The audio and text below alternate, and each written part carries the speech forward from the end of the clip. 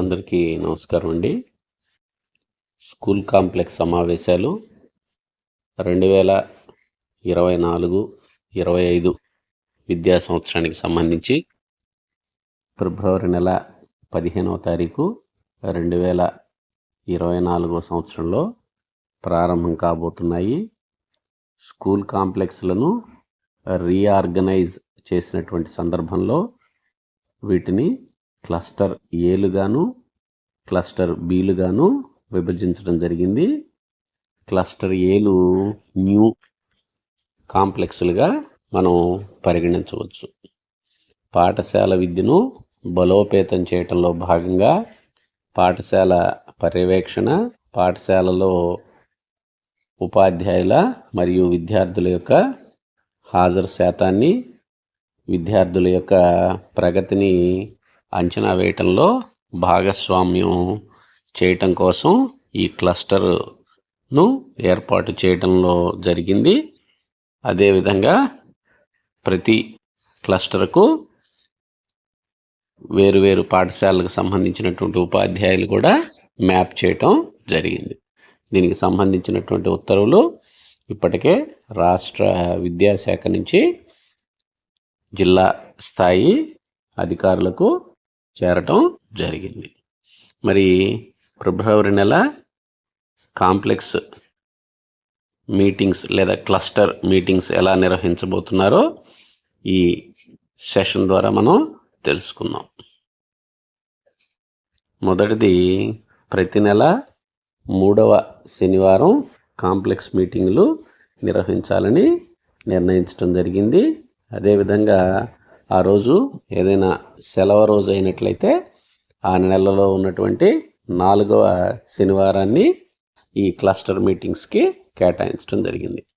ఫిబ్రవరి నెల 2025 యొక్క సమావేశాలు ఫిబ్రవరి 15వ తారీఖున మధ్యాహ్నం నుంచి ప్రారంభం కావటం జరుగుతుంది. ఏవైతే కొత్త క్లస్టర్లు ఎంపిక చేయబడ్డాయో ఆ క్లస్టర్లోనే ఈ సమావేశాలు నిర్వహించడం జరుగుతుంది. పాఠశాలల్లో ఉన్నటువంటి క్లస్టర్ ఏవైతే ఉన్నాయో వారందరూ ఈ క్లస్టర్ సమావేశాలకు హాజరు కావాల్సినటువంటి అవసరం ఉంది. ఈ క్లస్టర్ నిర్వహణ నిమిత్తం వారికి ప్రత్యేకంగా గ్రాంట్ను కూడా రాష్ట్ర సమగ్ర శిక్ష కార్యాలయం వారు జిల్లా సమగ్ర శిక్ష కార్యాలయాలకు పంపించడం జరిగింది. 1-2 తరగతులు బోధించే ఉపాధ్యాయులు ఒక కేటగిరీగాను, 3-4 తరగతులు బోధించేటువంటి ఉపాధ్యాయులు మరొక కేటగిరీగాను విభజించడం జరిగింది. అంతేకాకుండా ఈ క్లస్టర్ సమావేశాలకు అందరూ స్కూల్ అసిస్టెంట్లు కూడా హాజరు కావాల్సినటువంటి అవసరం ఉంది. లాంగ్వేజ్కి సంబంధించిన వారితో సహా ప్రధానోపాధ్యాయులు మరియు పీడీలు కూడా హాజరు కావాల్సినటువంటి అవసరం ఉంది. ప్రతి కేటగిరీకి ప్రత్యేకంగా ఆర్పీలను ఎంపిక చేసుకొని ఉండాల్సి ఉంటుంది. వారి ద్వారా సెషన్స్ నిర్వహించడం జరుగుతుంది.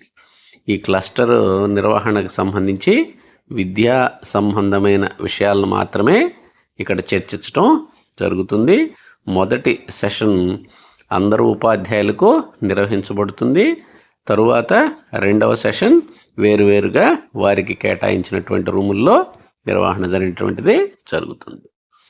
ఈ క్లస్టర్ నిర్వహణ జరిగేటువంటి ప్రతి తరగతి గదిలోనూ ఐఎఫ్పీస్ వర్కింగ్ కండిషన్స్లో ఉండాల్సినటువంటి అవసరం ఉంది.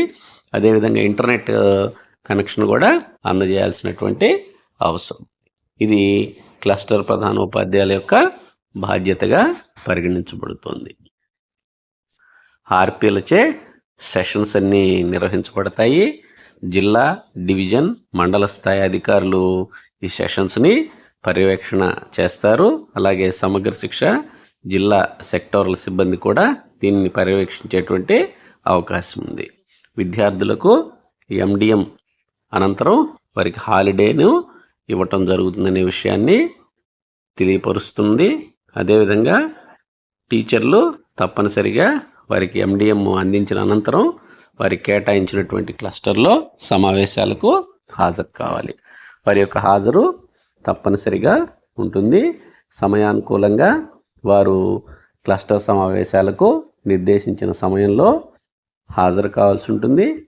సమావేశాల చివరి సెషన్లో ఫీడ్బ్యాక్ కూడా సబ్మిట్ చేయాల్సినటువంటి అవసరం ఉంది. తదుపరి సమావేశాలు నిర్వహణకు సంబంధించి ఉత్తర్వులు రాష్ట్ర ప్రభుత్వం నుంచి అందిన అనంతరం దానికి సంబంధించినటువంటి విధంగా సెషన్స్ మనం నిర్వహించుకోవాల్సినటువంటి అవసరం. Thank you one and all.